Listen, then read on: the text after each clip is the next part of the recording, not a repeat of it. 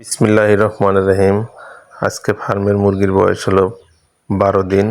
আপনাদের সঙ্গে আজকে কথা বলবো বাচ্চা এই সময় কেন পা চিকন হয়ে যায়, শুকিয়ে যায়, এই বিষয়ে আপনাদের সঙ্গে কথা বলবো।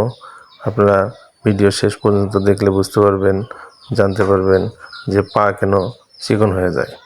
আমাদের এটা অরিজিনালি হলো মাচার শেড। আমাদের এখানে ঠান্ডার কারণে আমরা ছোট বাচ্চার কারণে মাচার উপর চট বিছিয়ে দিয়ে তার উপর কাঠের গুঁড়া দিয়ে আমরা এই কদিন লালন পালন করলাম। বাচ্চার ব্রুডিং করেছি আমরা মাচার শেডের উপর চট বিছিয়ে দিয়ে তার উপর গুঁড়া দিয়ে লিটার তৈরি করে আমরা এখানে বাচ্চা লালন পালন করেছি, ব্রুডিং করেছি। আপনারা দেখে বুঝতে পারতেছেন আমরা আজকে 12 দিন বয়স হয়ে গেছে। আমরা এখন মাচার মধ্যে ছেড়ে দেব, লিটার আর রাখবো না, কারণ লিটারের মধ্যে জীবাণু আক্রান্ত বেশি করে, বাচ্চা ছোট বড় হয়ে যায়। তাই আমরা মাচার মধ্যে ছেড়ে দেব। মাচার মধ্যে অবশ্যই রোগ জীবাণু কম হয়।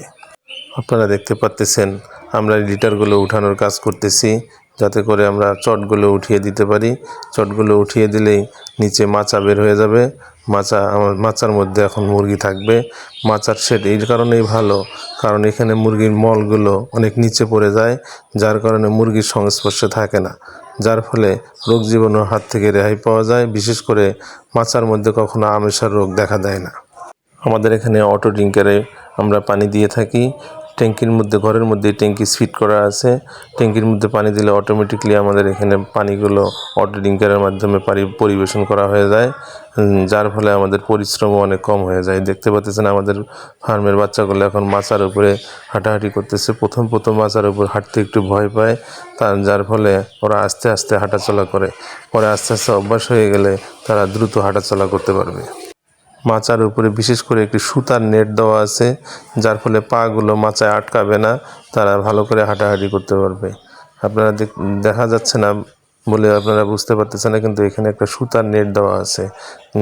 পুরো জায়গায় একটা সুতার নেট দেওয়া আছে, যার ফলে তারা হাঁটাহাঁটি করতে পারতেছে। 1 ইঞ্চি বা 1.25 ইঞ্চি গ্যাপের একটা সুতার নেটের জাল আমরা মাচার উপর বিছিয়ে দিয়েছি, যার ফলে বাচ্চাগুলো হাঁটাচলা করতে অনেক সুবিধা পাচ্ছে।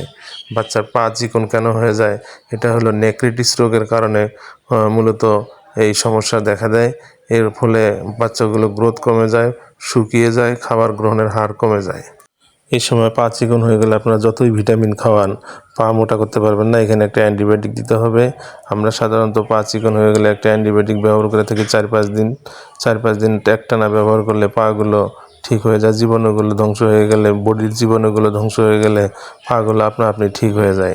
আমরা এখানে এই ক্ষেত্রে ব্যবহার করতেছি ফ্লোরাফেনিকল গ্রুপের ওষুধ কলিফ্লোর। আবার বলতেছি কলিফ্লোর 1 মিলি 2 লিটার পানিতে আমরা ব্যবহার করতেছি। টানা 5 দিন ব্যবহার করলে ইনশাআল্লাহ আমাদের এই সমস্যা থেকে রেহাই পাবো। খাবার ছিটানোও বন্ধ হয়ে যাবে, পা চিকনো সমস্যার সমাধান হয়ে যাবে, বাচ্চাগুলো গ্রোথ আসবে। আপনাদের বাচ্চার পা শুকিয়ে গেলে আপনারা এই ওষুধটা ব্যবহার করে দেখতে পারেন।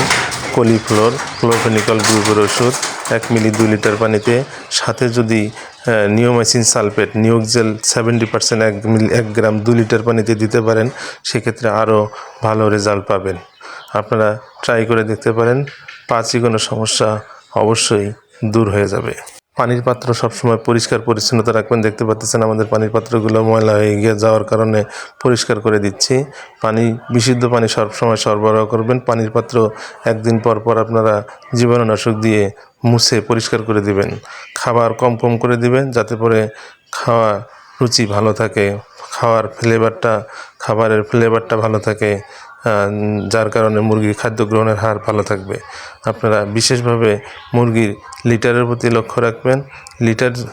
লিটার মলটা যেভাবে পড়ে পায়খানার কালার অনুযায়ী দেখে শুনে আপনারা ওষুধ প্রয়োগ করবেন। ইনশাআল্লাহ